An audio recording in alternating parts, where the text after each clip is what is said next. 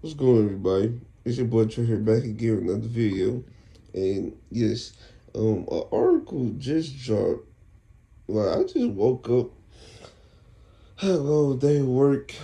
Man, it's been tough. But yeah, I woke up to an article from Ramona Shelburne that it went into detail about the Chris Paul Clipper situation.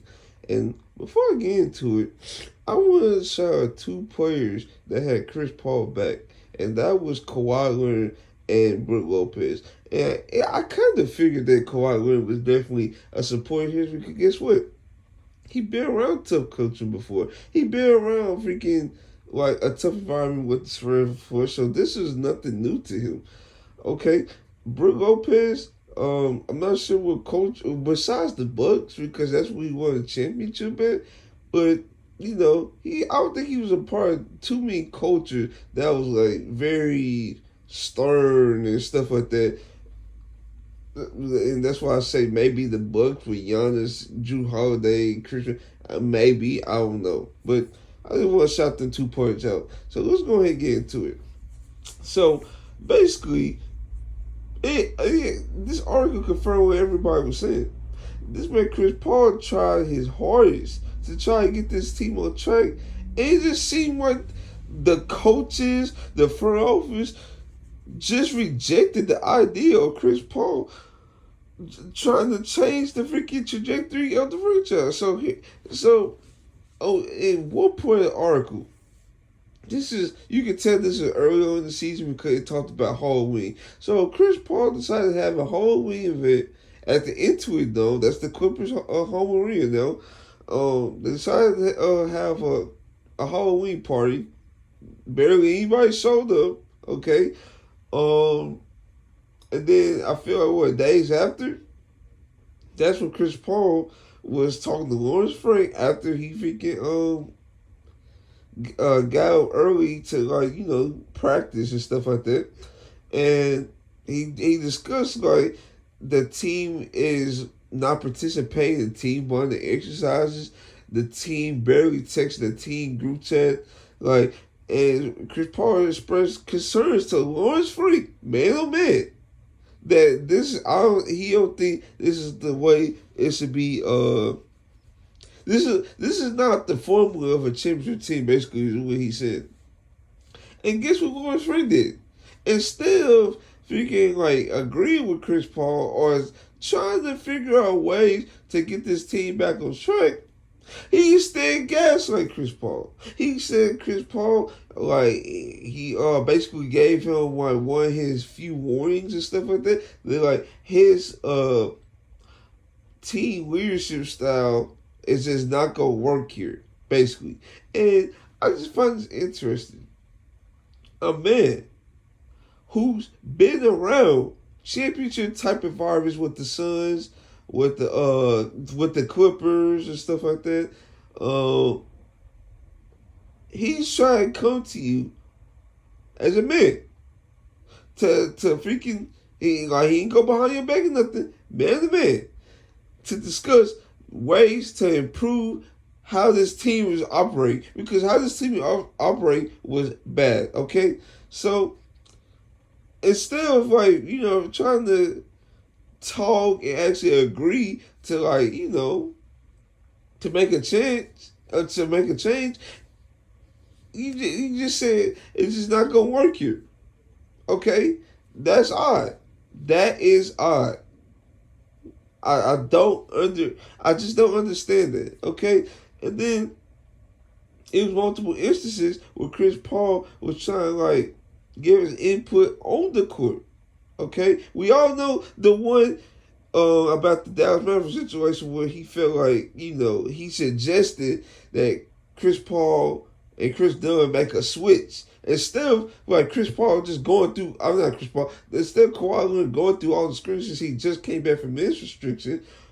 Why have him do that? Or you can just switch the screen, and that's exactly what Kawhi and Chris Dunn did. And the coaching staff for some reason felt like that adjustment lost in the game. Okay, that is wild to say to think that, but that's how the coaching staff felt. Okay, so And then, like, it was multiple instances of Chris Paul and Van Gundy getting into it. Because Chris Paul, like, who would not try to listen to Chris Paul? He's been around the NBA for what? Let's see, he came in like 05. So this would be his 20th season, right? Like, either 04 or 05. I think it was 05. But yeah, who would not want to listen to Chris Paul when he's been around multiple environments of having playoff success? Who would not try to listen to it? But Van Gundy, since he's so stern in his approach, and he felt like his way is the right way, and I'm not going to have you change nothing. It's quite interesting to me that we still operate like that in 2025. Players should have input. Players should freaking see adjustment, talk to the coach about it, and make sure, like, oh, well, I don't think this is going to work. Can we do something different? Right? Nah.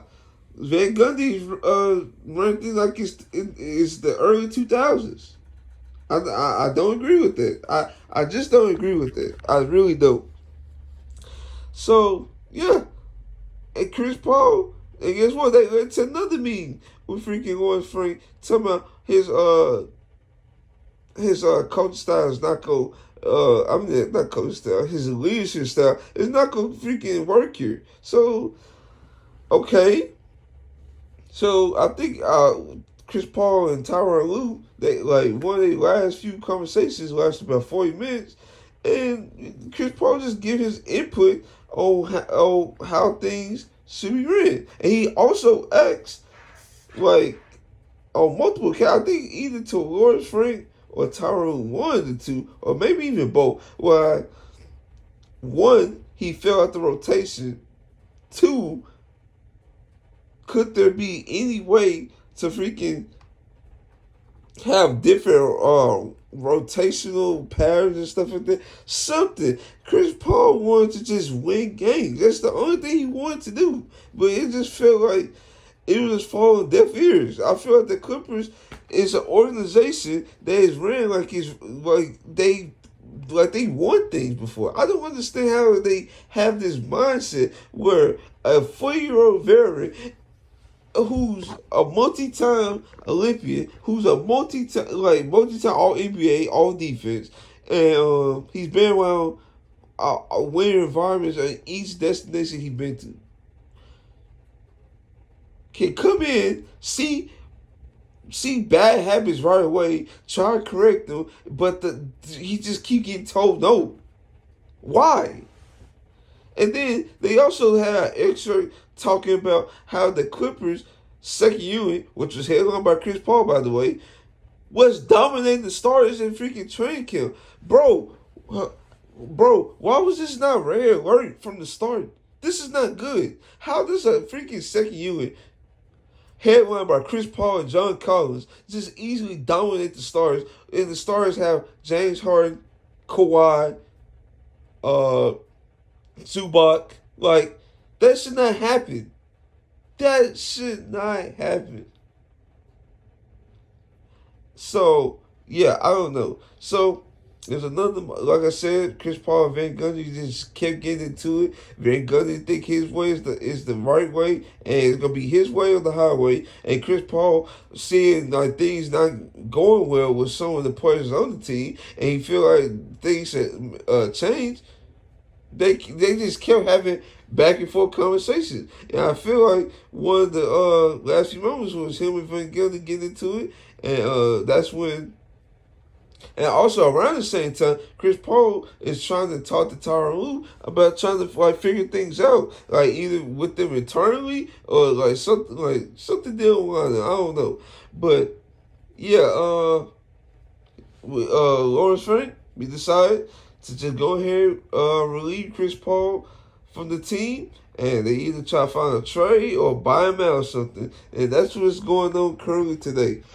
So obviously. Sorry for the yawn. Like I said, I came back from work. Like I said, my thoughts on the situation, because this is part 2 to the other video I made a couple weeks ago when Chris Paul first got released. I'm on Chris Paul's side. I may not like Chris Paul at certain moments. I probably don't like the way he tried to bully players on the court. But the fact of the matter is, everything that was said in this article was basically a a respected veteran who's not just a regular player like an all time bench player like a Gary Temple or something like that who just come in and just try to give his input but not just overstep his boundaries. Okay, I feel like with Chris Paul, if you was expecting like the executive said in this article, if you was expecting a cheerleader, why in the world would you get him? Why would you want to get him if you know Chris Paul is not gonna freaking sit around and just lose? If he sees something that's falling and falling fast, I might add, why would you not want his input? Why would you want, if anything, I would feel some type of way as a GM or a freaking coach that my veteran player who's been around winning most of his career is not saying nothing. It's not saying I don't know. That's just me.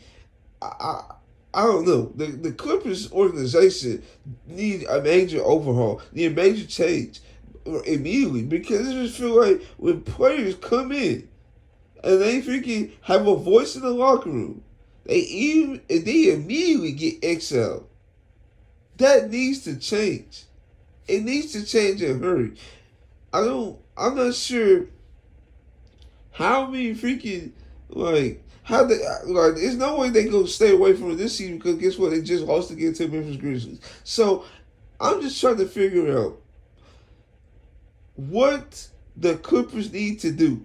Because if folks can't give their input, can't as a freaking like I said, a respected veteran, who else can who else can really come in and change this outlook for the Clippers? Nobody. Nobody. That's why I seen a report before this came out. They tell me, they ain't ready to pull the plug on Kawhi and James Harden. They need to. They need to. They are 6-20. They need to. There's no way out of this. No way. Bro. Like the red flag should have been freaking waved once the freaking bench was just like the article said, dominate. Even John Collins, who name was dropped in this article, by the way, was saying they was kicking their butt.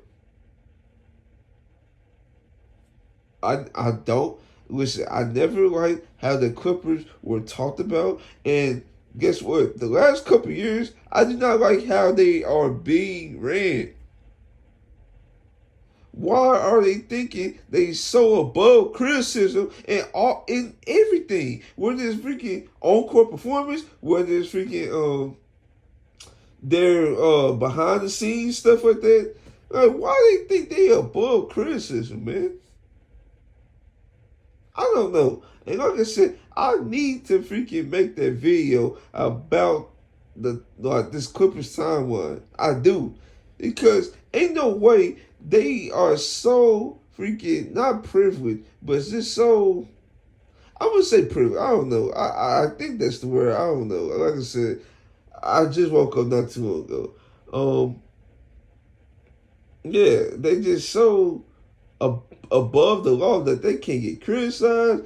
Players give their input. They get just tossed aside. Don't even listen to them. Feel like their way the highway. I don't know. I don't like it. And then, yeah, I'm not confront. If I'm being honest, I was definitely surprised that Kawhi Leonard and Brook Lopez was basically the only two players that had Chris Paul back.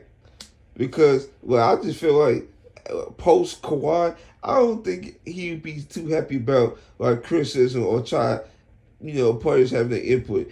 But it turns out Kawhi was definitely one of his supporters, and I respect Kawhi even more because he freaking felt like the situation needed to be changed himself probably. But he don't have a strong enough voice in the locker room to like actually press changes. That's where Chris Paul played the role and actually was trying to help a situation that was clearly not looking good from the start.